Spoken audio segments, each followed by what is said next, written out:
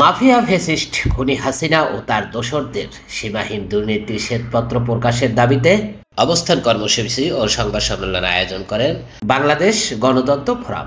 অবস্থান কর্মসূচিতে বাংলাদেশ জাতীয়তাবাদী দল বিএনপি চেয়ারপারসনের উপদেষ্টা জয়নাল আবেদিন ফারুক সহ বিভিন্ন নেতাকর্মী উক্ত অনুষ্ঠানে বক্তব্য রাখেন।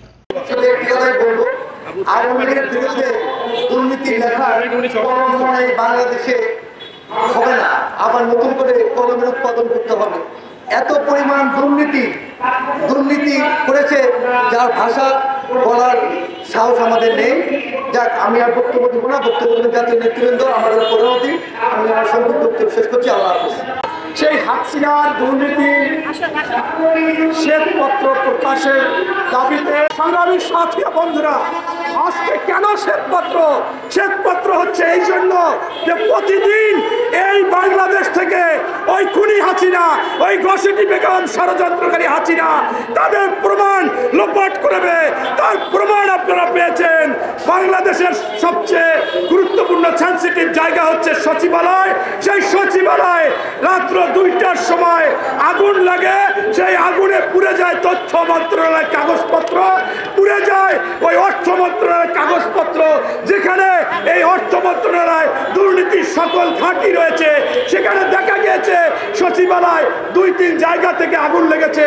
এটা যে পরিকল্পিত ওই খুনি হাসিনার দোসররা করতেছে, তার আস্থাভাজন এরা করতেছে। সাংবাদিক ভাইয়েরা এবং যারা শুনছেন সবাইকে ব্যক্তিগত পক্ষ থেকে সংগ্রামী শুভেচ্ছা এবং বিপ্লবী অভিনন্দন। ভাইরা আমার, বিগত জুন, জুলাই, আগস্টের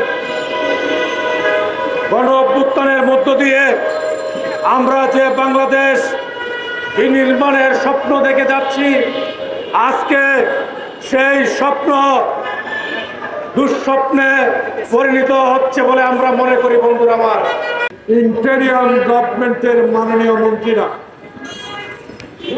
আমি আপনাদের সম্মান করি। আমরা যারা এখানে বসা 8ম শ্রেণী থেকে মুর্দাবাদ জিন্দাবাদ দিয়ে বাংলাদেশের রাজনীতিতে আছে, আপনারা আমাদের মাথার মনে। আপনাদের সম্মানের সহিত আমরা ডক্টর ইউনূসের সহযোগী বানিয়েছি। অনুগ্রহ করে এমন কথা বলবেন না যে কথা ডক্টর ইউনূসের সম্মান হানি হয়। এমন কথা বলুন যেই কথা দ্বারা বাংলাদেশে শেখ হাসিনার পরিবার লোকদেরকে আইনের আওতায় আনা যাবে।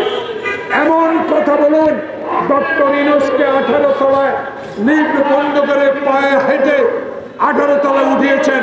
এই কথাগুলো বলেন। আর এই কথাগুলো বলেন দয়া করে, আমরা ক্ষমতায় থাকতে আসি নাই, আমরা আসলাম একটা নির্বাচন দিয়ে বিদায় নিতে।